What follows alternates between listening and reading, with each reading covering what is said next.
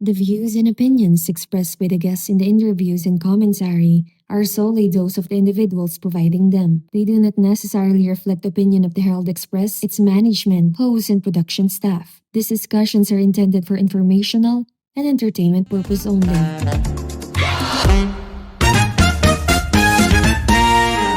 Lights off, volume up, and welcome to Hexpresso, a podcast where conversations brew strong, bold, and a little bit unfiltered. I'm your host, 𝒂𝒚 Reigh, and today we're diving into the world of literature with an author who's reigniting the fire of superheroes and storytelling here in Baguio City. Through his love for online comic books, novels, video games, movies, and TV series, he published his first novel, The Fiery Champion, Embers, a novel that brings back the excitement and stories of superheroes. At the age of 6 years old, his love for comic books led him to create a new world of superheroes and their heroic deeds.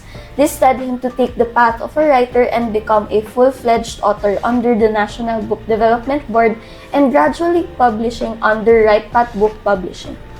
Please welcome our superhero author, Mr. Reigh Carlo Amurao. Hi, Bo. Good afternoon, good evening. Actually, good morning, good evening to everyone. I don't know what time are you watching this. So, sir, let's give us a background po of who you are po as a person. So, can you tell us and introduce yourselves to the audience po? Okay. So, my name is, I'm Reigh Carlo Amurao. But as a pen name, I actually picked up the name as RCA Amurao. And yes, I write fiction.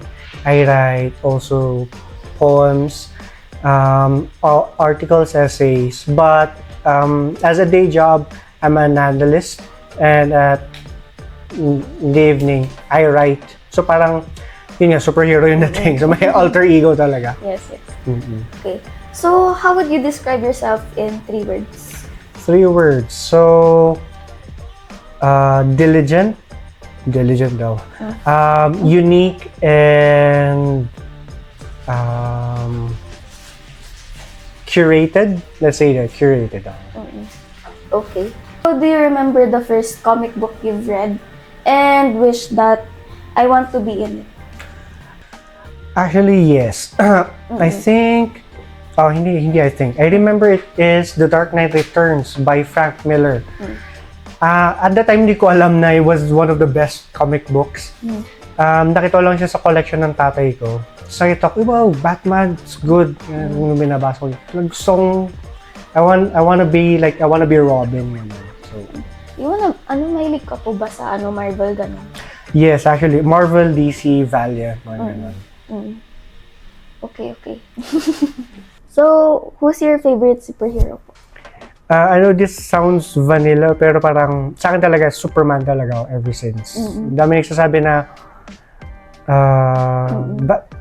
parang hindi masyadong basic yan superhero. Pero since childhood, I'm a Superman stan.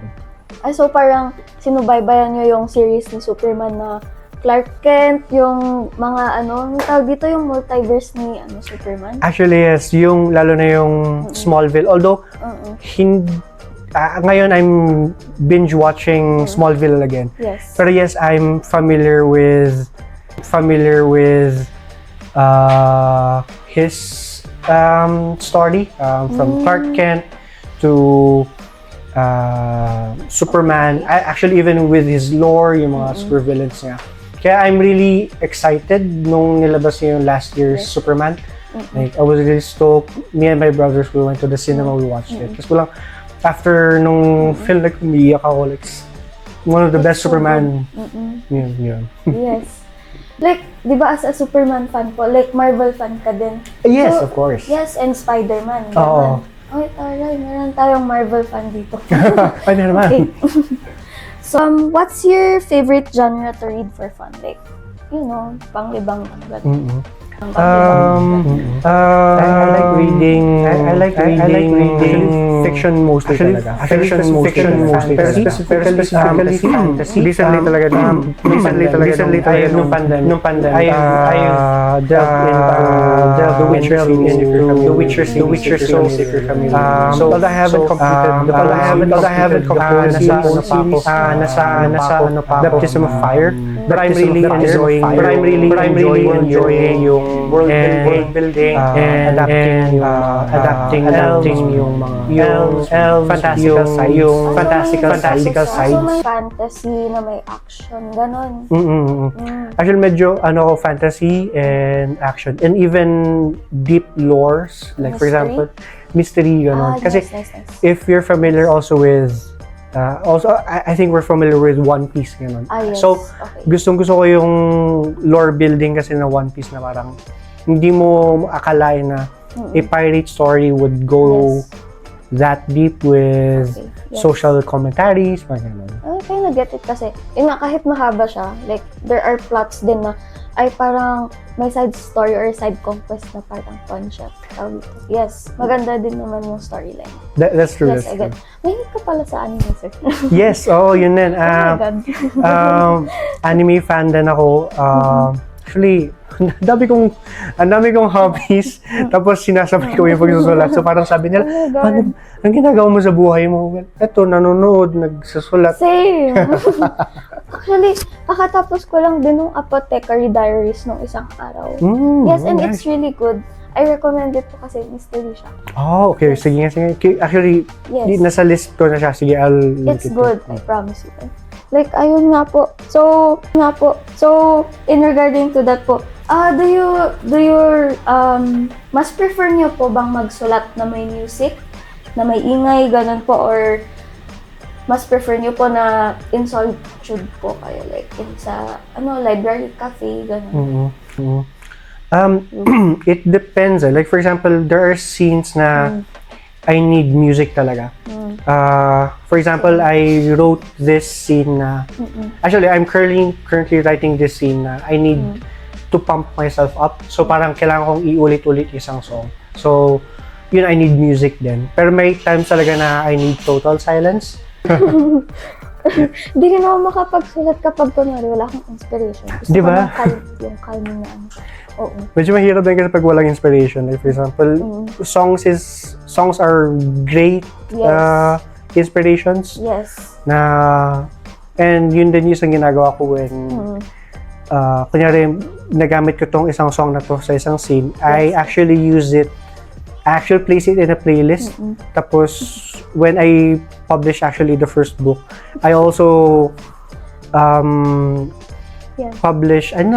also advertise na, okay, may playlist din ako ginawa if you want to read it with the playlist. I get it.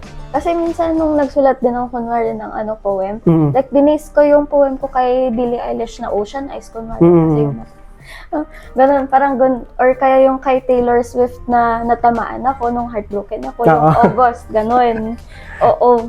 Oo, ganyan talaga. Yes. Like, we take inspirations on everything. Yes, I get it. So, ayun po. So, basing from that din. So, what emoji represents your personality? Ganon. Like, kunwari, for a day, like, you would say, I'm sad, or I'm, tawag dito, ako yung gantong emoji. Kasi medyo OA ako. O, kunwari ganon. OA talaga ako eh. Or, ako yung emoji na confused. Kasi, minsan lutang ako. Ganon. I have my own world. O kunwari ganon. Ako, most days, yung emoji with the teardrop dito, yung parang yung nakangiti. Yung nakangiting may teardrop. Oo, parang, actually parang sweat siya. Yung parang nahihiya ka ngayon, or parang, tama ba itong ginagawa ko? So, parang niningiti mo na lang. So, actually, that's how I survive every day. Parang, tama ba ito? Tama ba itong ginawa ko sa buhay ko? Parang gano'n. Of the reactions I use most din. Di ba, no? Like, feeling mo, hindi man sa you're a bother, pero parang, ay, hindi, sorry na lang. Yun, tapos minsan po, nakaka-frustrate ka din po sa mga ginagawa mo minsan or sa mga events or situation. Oh my God, ba't ko to ginawa? Parang, ayun So, if you could travel anywhere for writing inspiration, where would you go? Ikaw ba po minsan yung tumatambay sa cafe? Actually, that's raw. Actually, that's raw. Madalas ko natambayan, although baka makita niyo ko doon. Not advertising them. Pero sa akin kasi, I really like the ambience. I have a few cafes talaga natambayan. Yung isa is Read and Brew, dito sa may Porta Vaga. There's this serenity, lalo na pag nag-chime na yung bell ng cathedral, tas ang tahimik, tas nakapagsulat ako. But like, I find some serenity in that, in the cafe. Isa naman is, although, Porta din siya, pero mas small siya. Yes. Si Guest Haven. Ang sa akin naman, na binabalik-balikan ko is their coffee actually. I love yung Americano kasi is my go-to order talaga. And gusto ko yung beans na ginagamit nila. So, yun yung go-to cafe ko is Guest Haven. Usually yung dito yung maliit na place, not the new one. So, mahilig ka po sa matapang na kape? Yes. Oh my gosh. Kaya nagugulat yung mga kasama ko na pag they're going to take my order, sila may cappuccino, they have milk, they have matcha. Although I don't have against all those things. Like, I've tried matcha. It's not just for, hindi lang siya sa akin. Siguro, hindi dahil sa ayoko na matcha. Hindi lang talaga gusto ng tiyan ko yung matcha. So, humihilab lang siya sa akin. Okay. Kasi ako din, kasi mahilig ako sa sweet na kape. Like, kunwari yung coffee ko, gusto ko mocha. Iniinom niya ngayon. ang sarap kaya. Ayun. Okay, nagulat din ako dun. Like, hindi ko rin kasi kaya yung matapang din na ano. Like, kapag bara ko, timpla ko ng gatas, ganun. Okay. Ganun ako dati before. Like, nagugulat yung... Actually, sabi ng nanay tsaka tatay ko nun. Pag magkakape ako, parang 70% na gatas, 30% na kape. So, parang, naggatas ka na lang. Yun ang tapang eh. So, like yun nga po, nagka-cafe po kayo, na-try nyo po yung foam coffee, ganun. I've tried a few times, pero parang sa akin talaga, go-to ko talaga yung Read and Brew and Guest Haven. Pero I'm hoping to try other cafes din naman to... You should try Marauders, actually. Marauders, I think they've closed na, so parang... Yes, they did actually, pero... I've tried yung, gusto ko yung... What do they call it? Their butterbeer is good. Yes, yung butterbeer. Yes, oh my gosh, yes. So, and shout out din yung ano nila, yung sliders nila. Yes. One of the best. Yeah, I love them so much. So, oh my gosh. Na-try mo naman yung buti na lang. Buti nga. Oh. Nag-expert din kasi kami ng friend ko ng kape. So. That was nice. Okay. What's the weirdest thing you've researched for a story, actually? Or a plot, gano'n. Ano ba? Yung recently is more of ano lang siya parang situation. Actually, parang what would you do sa isang high school ball? Tapos yung crush mo is she's wearing this really beautiful dress and you know how to react but you don't know how to say it. So parang gusto ko sana medyo authentic yung ano. So parang sa akin yung weird sa akin.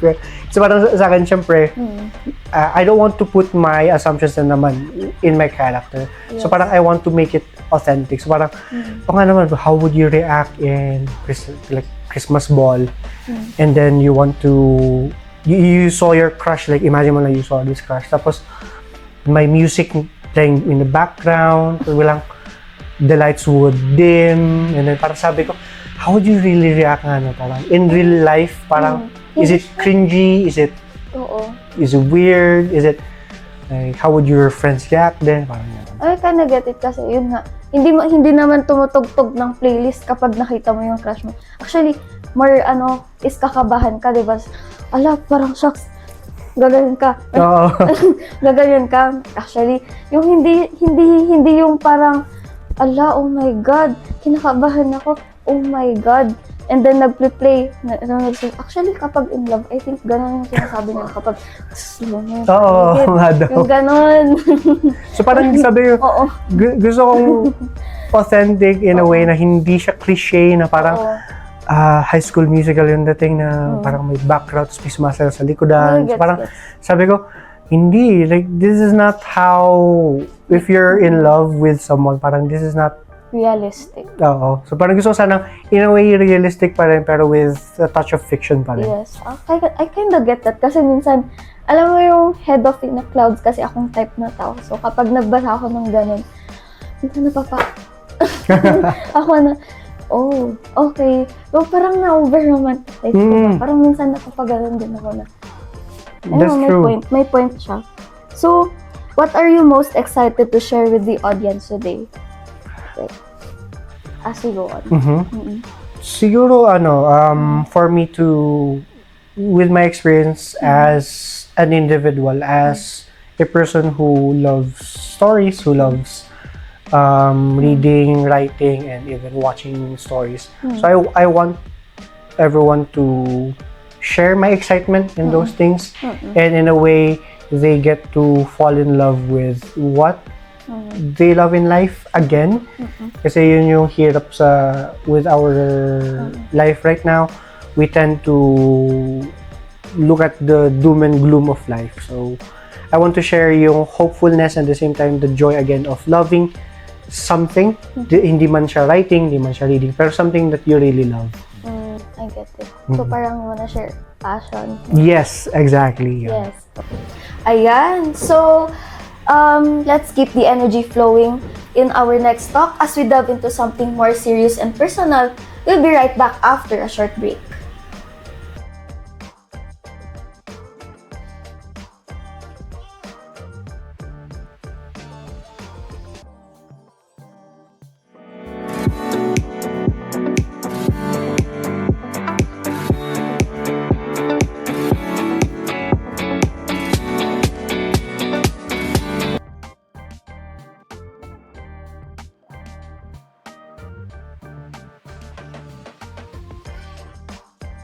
And we are back again with our guest, Mr. Reigh.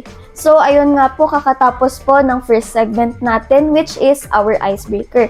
So, to get to know him more, so magtanong ngayon tayo ulit ng mga deeper questions to get to know him more, of course. So, for our first question, what inspired you to become a writer or author?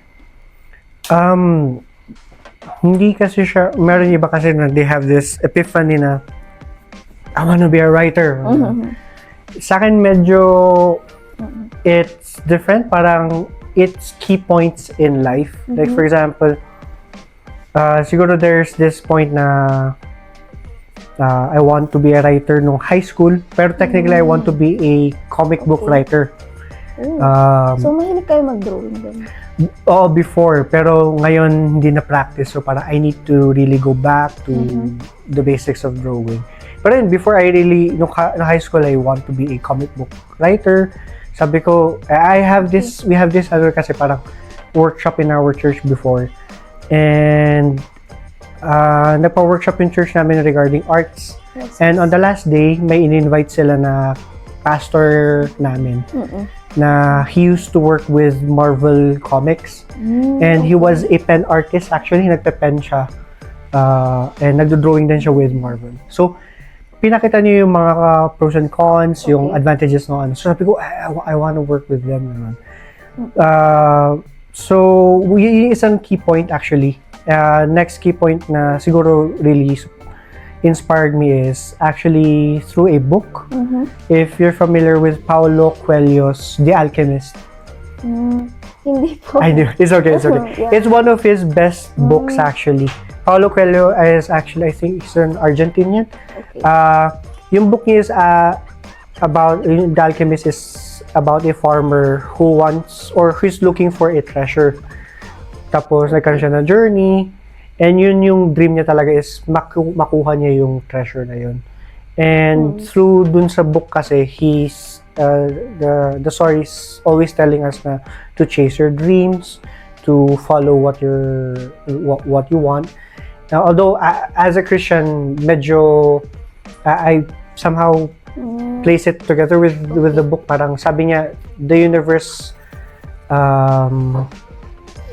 not compels, pero parang the universe helps you attain your dreams, parang ganun. Although on my part naman, I base it on God's word, on the Bible, na with your dreams, God would use you to be who you are, Yes. and He would use you to share the gospel and to parang ipapakita niya sa ibang tao yung hindi lang yung talent mo but He would use you to expand His kingdom, parang ganun. Okay, so like question lang. Di ba Marvel fan po kayo? So, na-excite kayo nun, ganun. Actually, yes. Kasi nung nagpakita siya ng mga hello po, Pastor Erwin Cabala. Si Pastor Erwin, he showed us their works. Yes. Tapos may pinakita siyang, hindi ko talaga makalimutan, is drawing ni Silver Surfer. Na siya mismo yung siya nag-drawing. So, ang galing, although without color, ang galing nung pagka-drawing niya. Sabi ko, wow, gusto kong ganun. I understand you kasi yun, if alam niyo yung Art with Gaza, ganun. Or I'm familiar with it. Art with Gaza pala, parang something like that. Parang, I kinda see where you're coming from na, okay? Magaling yung, nag-shape siya, no? Mahilig siya dun sa geometry. Sa geometry, sa pagpanin ng katawan. Okay, I get that. Oh my God, okay, gets ko yung sinasabi nyo na, oh my God, napapahanga ko. Kasi when I see comics din, yung pag-form pa lang nila ng pag-drawing ng per panel. Yes. Yes. Parang, tawag dito, ang galing nila mag-action shot and mag-angle ng katawan. Minsan hindi ko talaga kaya Like, ang tawag dito, ang stable and ang may character that I draw kasi hindi siya like gumagalaw. Ayun po, parang, yun nga po, like, kasi more of realistic ako and I wanted to try to, like, draw yung characters that have flow, that have, like, poses, gano'n. Pero minsan hindi ko kasi nagagawa din yung mga yun. So, I get where you're coming. Medyo magaling. Ako din na talagang amazed ako dun sa, yung, I remember sa kay Silver Surfer. Again, naka-action shot siya dun. Tapos sabi ko parang, paano nila na-imagine yung ganong, although I've researched, parang they have these dolls or they have these models they use, pero parang sabi ko, ang galing lang talaga na they can draw human correctly, like anatomically correct. Yeah, they have this certain references and angles kasi that's what they've advised din sa akin na gumamit ka ng references. Yun po. And then like, yun nga po, pero kasi yun nga may conflict din ako when it comes angling. So, yun, naintindihan kita yung sa part mo.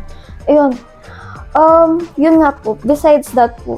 So, when did you first realize that you wanted to write, like, professionally? Professionally, siguro when I resigned nung work ko back when I was, back 2023, at medyo I was arrogant and selfish ganun.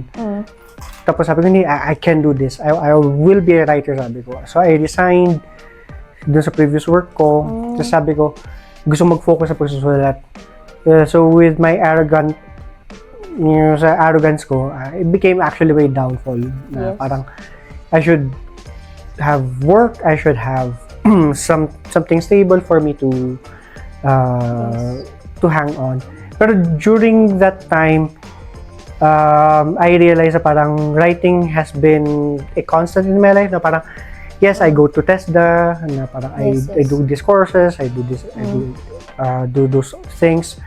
Pero parang I felt empty doing those things. Pero when it comes to writing talaga, I have this joy na parang, I know what to do, I know what to write. Despite na parang ang gulo ng scene, I still know what to write. And yun, and I've been honed since high school na parang magsulat. So parang sabi ko, I want to do this professionally, but in a way, I want to do it wisely. Yes. Na, yes, I will do this alongside with a day job. Kaya right now I still have a day job. I still have something that I can manage to still manage to pay my bills, parang ganun. But still, I can officially say na talaga, I am officially a writer, a professional writer na parang I'm working on stories that I love, that people hopefully would appreciate din. Okay. So, parang you would say, kunwari na, you would want to pursue din something that is like stable. Like, for example, di ba you have the love for writing, you would want to pursue something that is stable but is still related to something that you would want to do. Of course. Yes. Kasi, with our, let's be practical din naman with this time. Yes. Our economy is not that good. Yes. If sa akin, kung talagang pinuslo ko na magiging full-time writer talaga ako, well, it's good. Siguro parang I could go on, parang nag-guest siguro with other radio stations, ganun, I talk about my book. Pero if I only do, parang, sa akin it's good kasi parang nagkakaroon ng media coverage yung book ko. Pero parang sa akin kasi is, what will happen to my future family naman in the future kung I decided to get married, tapos wala akong pinunda na pera para sa pamilya ko. So parang I need to be practical din. I need to save up while pursuing my dreams din. Yeah, I understand. So yun. Yeah. I actually wanted to besides having this type of I wanted to explore and I wanted to have this side hustle. Kasi nakikita ko, kunwari sa pag-business ng mga commission, people do it as in the sides to earn them. Besides them doing that, they also have this other job na tawag dito, meron silang ibang trabaho. Kunwari, instead of business din, their others are working in a corporate job, ganun. So, yeah, I understand. We need to be, yes. Hindi lang, yun din yung advice actually sa akin ng tatay ko. Yes. Hindi lang puro dreams. Parang, o nga naman, finalo mo yung dream mo, pero you decided to have a family. So parang, anong papakain mo sa anak mo, sa asawa mo? Parang, puro pangarap na lang ba? You need to be practical din with life. Yes, we get opportunities, you have branding opportunities, or ganun. Pero it's really best for you to work on your savings din talaga. Okay, yeah. So, which Filipino or international authors have influenced your work the most? With Filipino, siguro I'll go both na, Filipino and international. With Filipino, kung familiar kayo kay Manix Abrera, yun si Kiko Machine. Yes. Since nung college kasi, nababasa ko na yung mga comics niya. I love his humor. I love his way of writing. Actually, I've met him personally last year sa Nice. isang book convention last year, no March. Tapos I told him na parang yung joke na nag-stick sa akin is yung heart of gold. And then naging literal na naging heart of gold yung tao, ganun. So parang sabi, tagal ko ng joke yun. Parang yun pata yung pinakauna-una kong joke. Parang sabi ko sa kanya, you've really inspired me talaga to continue in writing. So yun, si Sir Manix Abrera. Tapos international naman, I have actually a few. C.S. Lewis and J.R.R. Tolkien. Actually, I've mentioned it before. Yes. The writers of Chronicles of Narnia and Lord of the Rings. They have really inspired me to not just write, but to convey the message that I want in my stories. And at the same time, lalo na si Tolkien, he did not stop in just writing. He invented whole languages. He invented culture. So parang sabi ko, gusto ko ng ganon. Right now, I'm currently fixing the world map of my story. So sabi ko, hopefully in the next reprint, I would be placing siguro a glossary and also a world map. So yun, Tolkien and Lewis. And personally, siguro isa pang international name na I think everyone would recognize is Eiichiro Oda, Yes. the creator of One Piece. So, siya yung gustong-gusto ko talagang ini-imitate when it comes to world building naman. I love how he created I actually love the story yung 𝑎𝑐𝑒 Island. Yes. One of my favorite stories, hindi lang because it's Sanji, it's not because it's a love story. Pero sa akin kasi gusto ko yung length ng story niya in a way na It tells a message. yes, it tells a message of different aspects in cultures, and it tells also different aspects of parang it touches other points of view. Also, it also touches mga social issues ng buhay. Na Okay. although other animes they do that, pero not how One Piece does it. Yeah, yung sa kanila is like they also slowly like go to the story na, and then they explain it in a way na tawag dito, like yes, mahaba yung chapters niya, pero it's like it emphasizes on the ano. So, yeah. So, sir, napansin ko po yung libro niyo po dito. So, can you give us explanation po of the book? Like, give us context, ganun, ano po siya? Yes. I have right here right now is the Fiery Champion Embers. This is actually book 1. I'm not going to tease kung hanggang ilan siya, but this is book 1. It tells of a story of a young man named Domingo Artisan. Yes. It's a somehow YA story, a young adult story of a teenager looking for his place in society, wherein he finds a talisman. In Filipino, anting-anting. So, Filipino siya. So, may anting-anting siya, doon niya nakuha yung power. And in that way, naging superhero siya.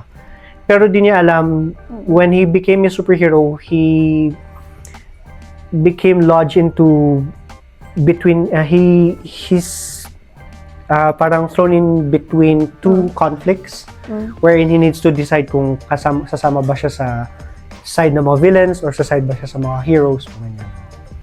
Para siyang Darna, no? Na kapag linunok ni Darna yung bato niya, ding ang bato, Darna. Parang actually, medyo parang medyo inspired naman siya sa isang 𝑪𝒂𝒊𝒈𝑍𝒍𝒆 character, kay Captain Barbell. Kung si Captain Barbell is kailangan niyang barbell, si Domingo naman kailangan niya nung anting-anting. Although siya naman hindi niya na kailangan maging barbell para magagawa. Oo. So yun, ganun siya. So, can I ask po, does the book have a hint of inspiration to books or TV series? Yes, actually, when it comes to movies, it's heavily inspired by Spider-Man Into the Spider-Verse. Yes, okay.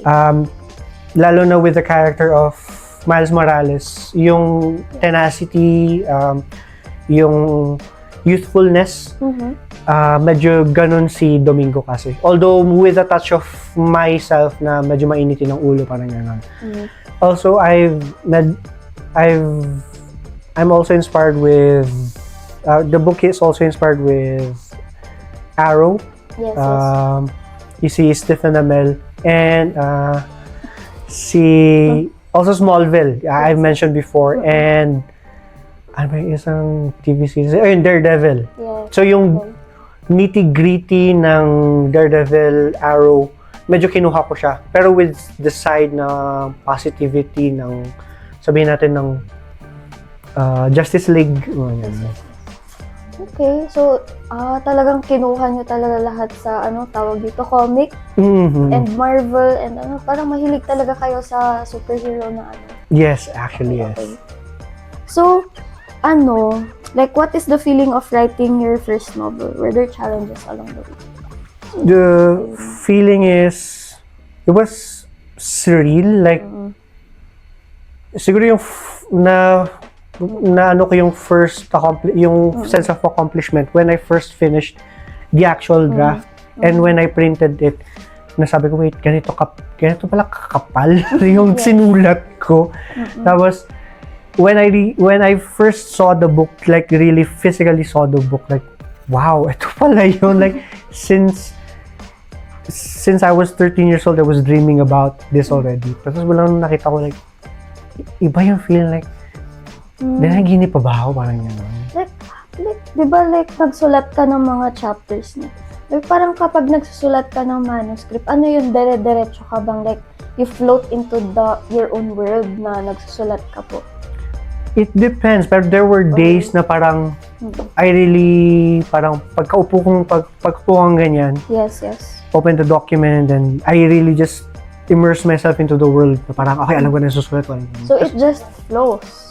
Although, I have this problem na parang I don't know what to write anymore. Yes. That's where I research na what do I need to do.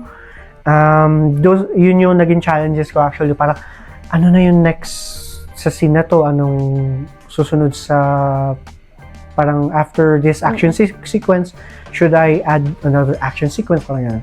So parang I was really having a hard time parang placing scenes, placing chapters together. So I researched a way on how to do it. Yes. One way na nag-work sa akin is I managed to plot everything together. Parang kailangan ko muna isulat pala siya from beginning to end. Kahit na yung parang 2 to 3 sentences lang siya. So, pinlot ko muna siya. And then, dun ko na binibase yung okay, so for chapter 10, ito yung 2-sentence summary niya. So, dun ko na lang siya binibase.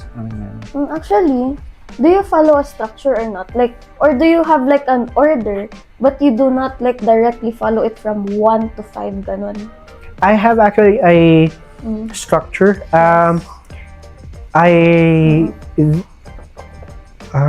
tawag dun is, yung the structure na yun is the beat sheet, BEAT sheet. And based kasi siya, para pinag-aaralan siya ng mga screenwriters and other writers on how to deconstruct stories. And they found out na parang there are certain keys na present na kahit na sabi mo suspense story mo, action story ka, or you're just a romance story, you have certain structures that you need to follow. Na napansin ko, parang sa Harry Potter, ganito yung structure niya. Tapos ganito sa The Notebook, parang may similarities sila. But not in the, hindi similarities in the plot, pero similarities structure. So parang, I found the beat sheet wherein biningay ko yung word count, biningay ko rin yung chapter, yung mga chapters.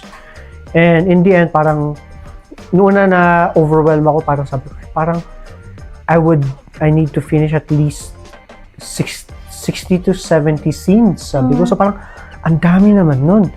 Pero when I started writing and then started closing in, parang umunti-unti yung gap from my word count. Parang na-realize ko, hindi nga naman pala siya ganun kahirap.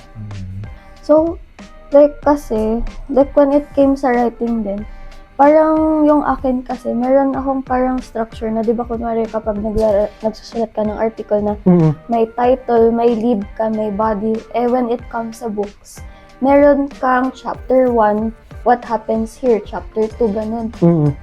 Like sometimes kasi, hindi siya like, it does not come out as like chapter 1, 2, 3, 4 akin. It's more of like chapter 1, chapter 5, chapter 10, chapter 9, ganon.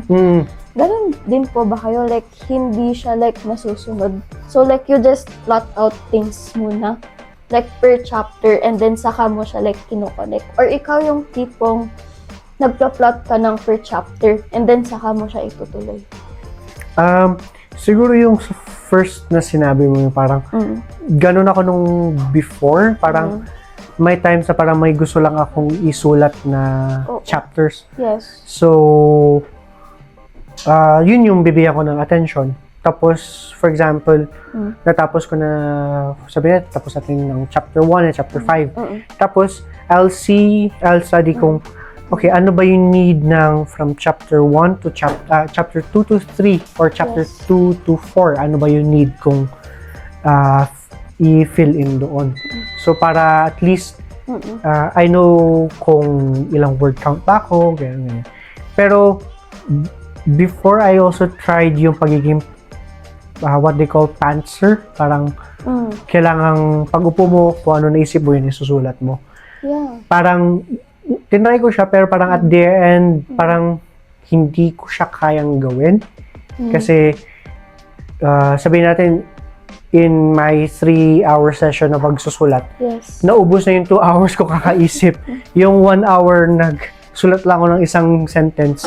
Tapos wala na, parang na-waste na yung araw ko. So parang sa akin, mas nakakatulong na may structure akong sinusundan talaga. Yung akin kasi medyo may structure ako, pero hindi siya like yung kwan pero I get that din nga. Kasi parang kailangan din talaga ng structure. Although, yun nga yung akin kasi medyo parang hindi rin siya tawag dito. Yung parang sinusundan niya yung from. Okay. I kinda get that din. Okay, so like, wait lang po. Wait.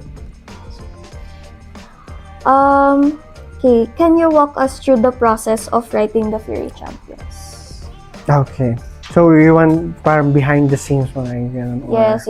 Like, actually, you already discussed yung kay Miles Morales So, ayun. That's also part of the process. So, other things that you wanna add, kunwari? When it comes to writing the story, kasi to give a background, this takes place in an alternate universe. So, I created a new country, a new city. So, parang I need to base it on other, like for example, New Central Land is kinda based sa Philippines. Yes. Pero what I did is, para may sarili siyang history is, nilagay ko siya sa, siguro, medyo malapit siya sa Guam, parang ganon. Pero may Polynesian descent siya, ganon. Yes. So, I looked into real life places to base my locations. Even like for example, the capital city of Cyber City, I used Baguio actually as my setting. Meron, just to give a few tidbit dun sa story, meron ako tinatawag na may festival na ginaganap. Tapos sinakto ko siya sa February. So bilang may nakabasa, ano to, panagbenga? Sabi nila. Sabi ko, panagbenga in a sense, panagbenga ng book ko. Parang ganon. So parang sabi, okay, maganda naman. So parang you just need to have a parang is a more solid background or solid backstory kung bakit sila sa celebrate. So parang sabi ko, okay, sige, I'll do that. So yun, I based Cyber City in Baguio City. With other characters naman, I base it in the people that are closest to me. Like for example, my parents, my brothers, my best friend, ganun. So when it comes to writing it naman talaga, like really diving into it, there were days talaga na nakakatapos ako 2 to 3 chapters agad. May days na 1 chapter a day lang. Minsan pa wala pa ako natatapos. Pero that's my process in that is that as much as possible, I need to finish or I need to write para hindi nawawala yung momentum ko. Kasi yun yung problem with myself din na napansin ko na once na tumigil ako, I lose the momentum, I lose the story, and I lose the essence of what I'm really writing. I kinda get that kasi minsan I drop projects din na anong tawag dito, imbis na tapusin mo, nandun na siya sa bookshelf. That's true. Like, it's just there. Like with I'm trying my best na not to create more projects at the same time, parang one at a time muna. Like for example, within the year din ata, na gumawa ko ng iba't ibang projects ko. Pero at the end of the month, parang wala din naman ako natapos.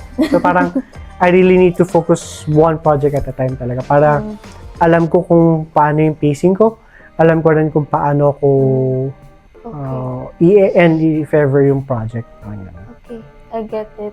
Kailangan talaga ng structure. Yeah, that's true. Yes, okay. So, can our audience search the book online? And yun na po. Can they search it online? Yes, they can search it online. Meron kaming page actually sa Black Volume. I forgot. Blackvolume.ph, I think, or blackvolumeph.com. We sell our books then. Actually, I sell my books there along with other authors then. You'll see actually yung other titles that we have, not only mine. So, we cater to Filipino authors then. Other Filipino authors. Okay. So, are there plans to... na-publish ba siya online? Or na-publish ba siya like in a website or...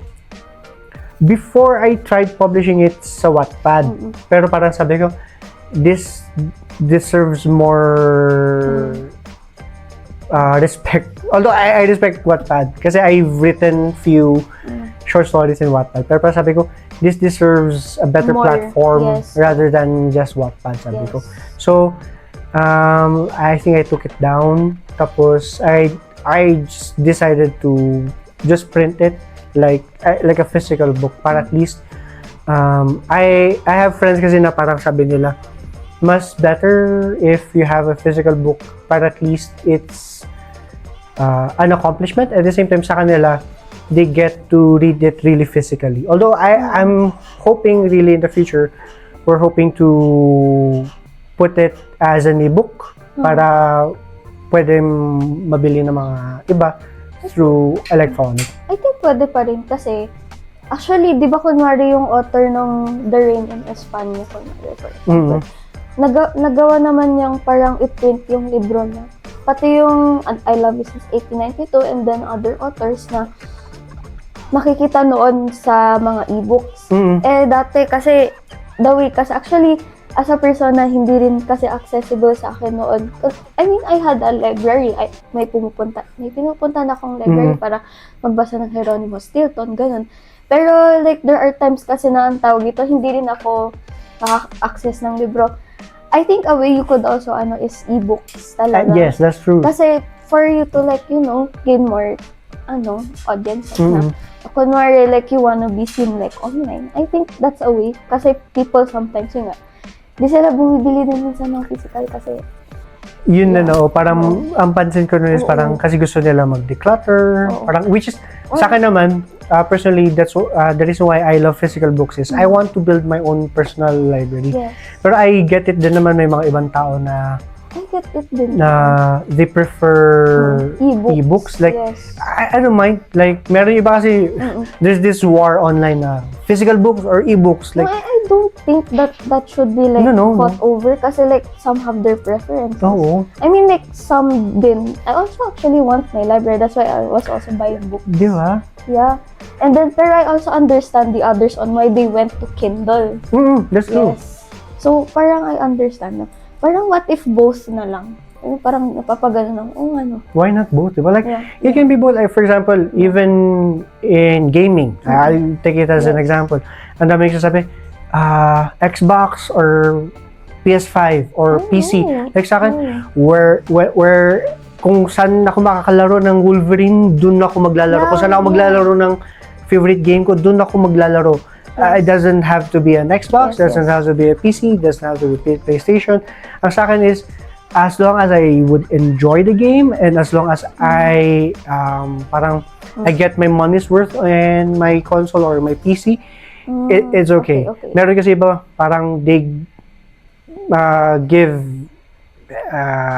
big emphasis on those things, which is on my part, parang, okay, we have bigger issues to deal with rather than take sides on consoles. I mean, okay. Yeah, kasi yun nga, kunwari yung iba, like, mas prefer nila yung gantong bagay. Ganto. Like, okay, you don't have to, like, fight over it or something. Yeah. Yes, okay. I get that. Sorry. It's okay. As a certified author under the National Book Development Board, what was the feeling of getting a certificate? Ang ganda ng feeling actually. Like, yun lang, sana yung magde-deliver po ng certificate, wag niyo pong UP-in yung letter. Kasi, medyo nung dumating sa akin, bakit hindi man siya folded, pero parang papunta na siya sa fold. Pero parang please lang,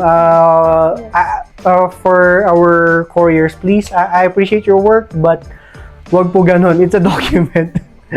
Pero nung when I first saw the certificate and then I saw the word author, like, whoa, this has been, it's surreal. It's really unbelievable na parang, wait, andito pa ako sa part na parang, what's next? Is the book next? Parang, and then, after a few months, yes, the book came next. And then, after a few months, I had a book launch. So, parang sabi ko, it was really unbelievable na I was holding the certificate. And I'm seeing my name.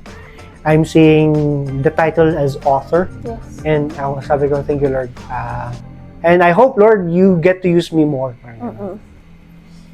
Okay. So, ilan pong books pa yung nasa series niyo so far? Siguro, para manghikayat ng readers. Manghikayat ng readers, siguro, I'm planning that this would be a 7-book series. So, I'm currently writing the second book right now. Yes. I'm actually nasa third act na ako ng book 2. Yes. And hindi ko muna i-reveal dito kung ano yung title na. Kasi it would have different titles. So the book 1, it's entitled as Embers. So book 2, it would be entitled as different again. Okay. Pero yun, I won't be revealing kung ano yung title. Oh, secret. Secret mo na. Sorry. So parang, wala spoiler ko. pero yun, I'm currently finishing third act of book 2. And hopefully, sabihin natin, before mag-end ng June, tapos ko na yung book 2.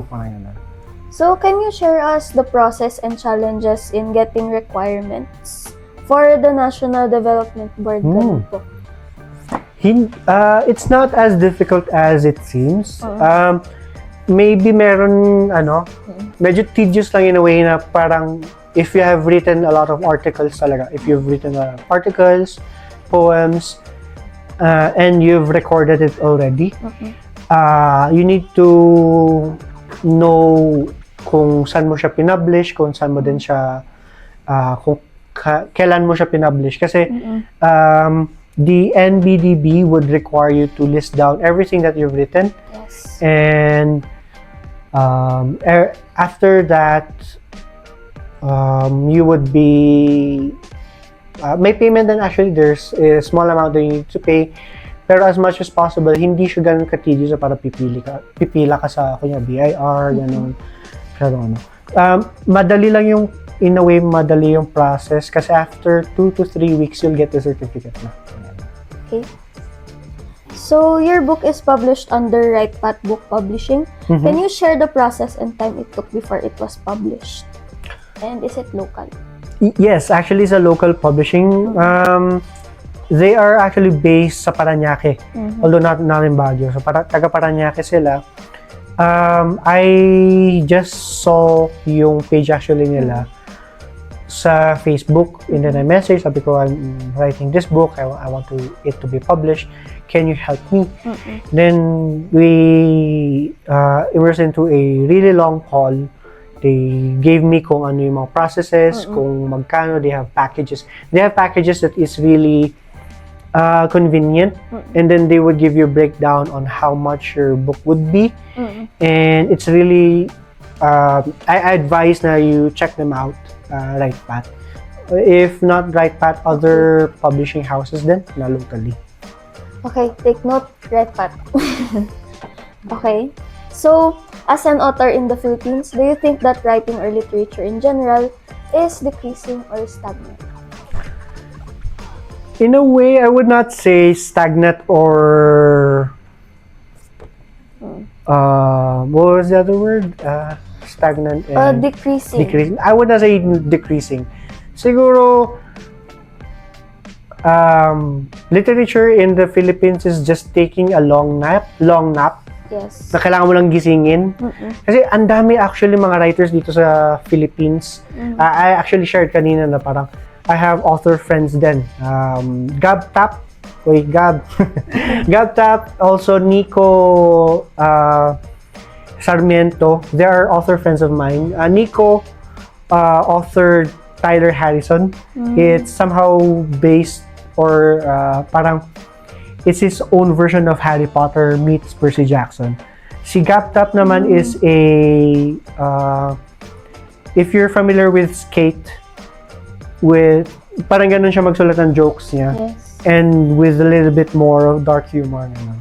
So they are author friends of mine that are really eager to contribute in the Philippine literature. I also have this friend Luigi who in the near future would be publishing his book. He's just bidding time kasi he needs to kailangan mag-ipon. Pero from what I've heard from our publisher kasi is he has a good manuscript na rin and he's ready to go. He's ready to publish the book na. Even not personal friends of mine, like I follow anak ni Rizal. I forgot her original name.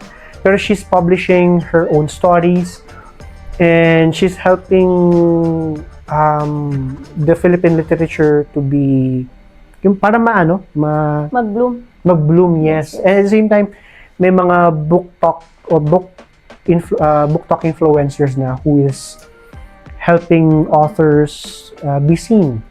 Like I think I'm following her, Pam Zaragoza.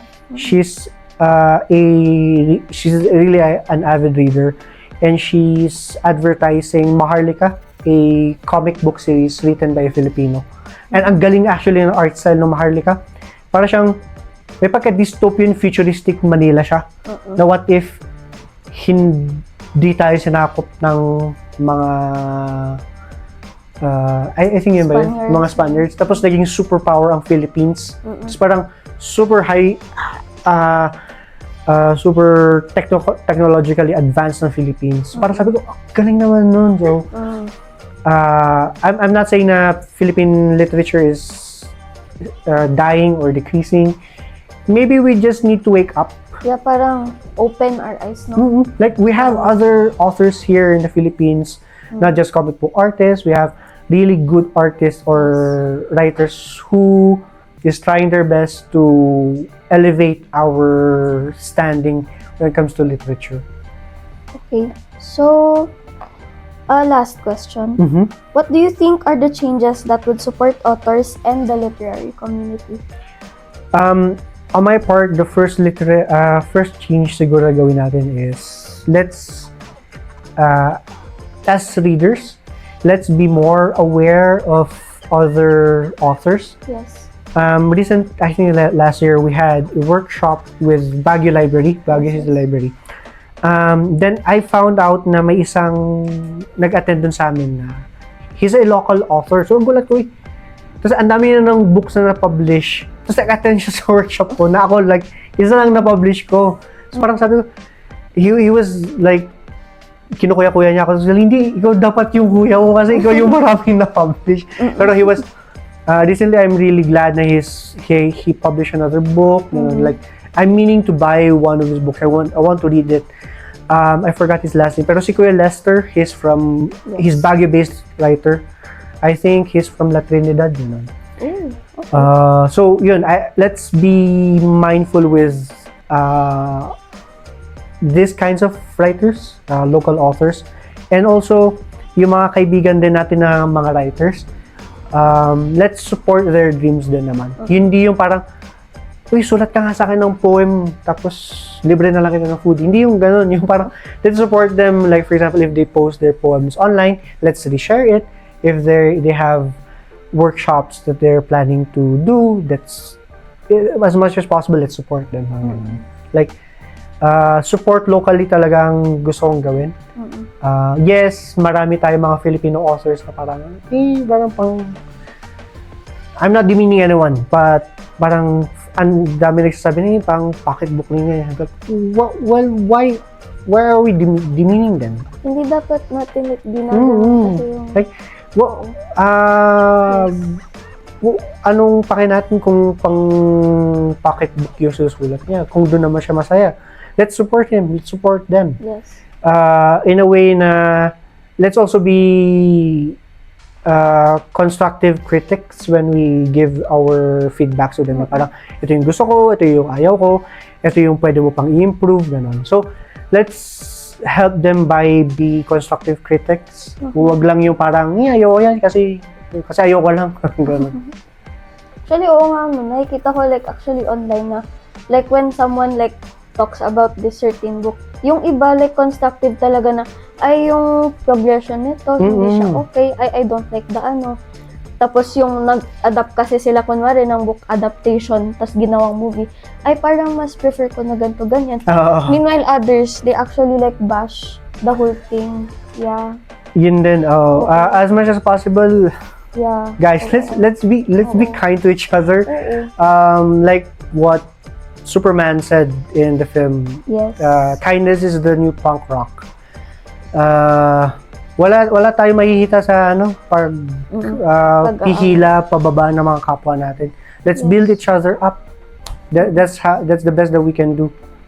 O baka nagsusulat ng mga listeners/authors natin dyan dahil sa mga narinig natin kay Sir Reigh.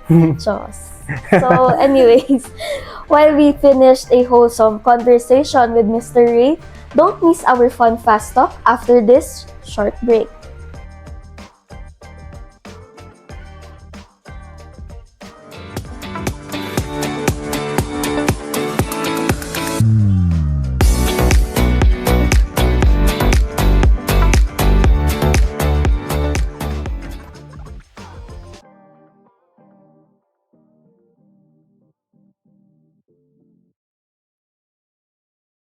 Kung sa book, may climax. Sa Hexpresso naman, may exciting part, ang fast talk. So sir, are you ready? Let's go. Okay. So, ito na ating first question. Okay, 1, 2, 3, go. When writing, what do you prefer? Pen or paper or laptop? Pen and paper. Okay. Fiction or non-fiction? Fiction. Morning writer or night writer? Morning writer. Coffee or tea while writing? Coffee. Book or ebook? Book. Favorite genre to write? Action and adventure. Favorite Filipino author? 𝑪�𝒂𝒊𝒍𝒍𝒆 Favorite local book or series? Kiko Machine. Favorite international book or series? The Witcher. Happy ending or tragic ending? Tragic ending. Okay.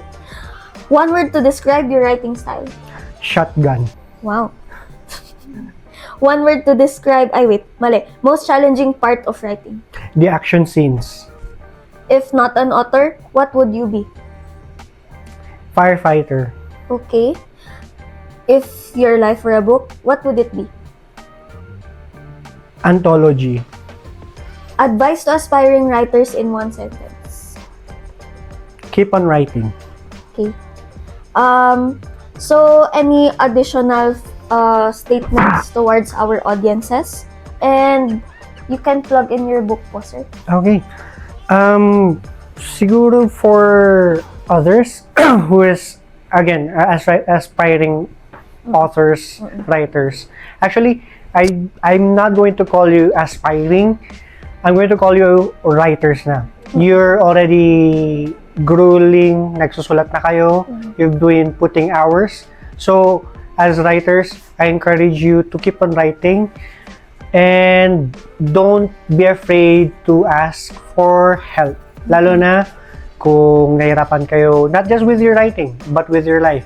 If you're having a hard time, ask for help. It's not too late to ask for help. And be kind to others. And also, if you're interested, ito po, the Fiery Champions is available. You can visit my Instagram page po, the 𝑑ukeDave12 underscore, scrap that. The 𝑑ukeDave12 underscore writer. You can follow me there, and may link po ako doon where you can order your copy. And if you want to message me, sigawan niyo po sa Instagram, doon po niyo ako mahanap.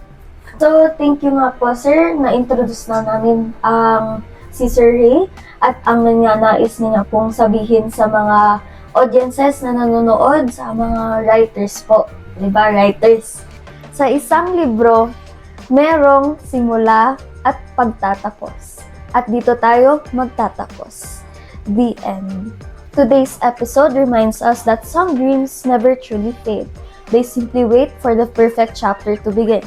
What starts as a childhood fascination can quietly grow alongside us, enduring the detours, challenges, and unexpected twists. Though the journey may lead us in different directions, the passions that shape who we are often find their way back into our story, reminding us that dreams are not left behind.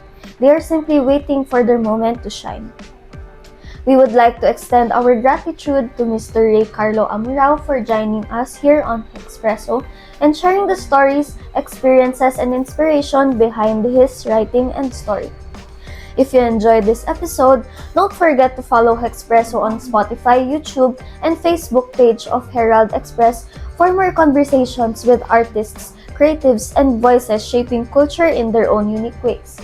This has been your host, 𝒂𝒚, where our ideas, your ideas, hits hard and conversations stay brewing.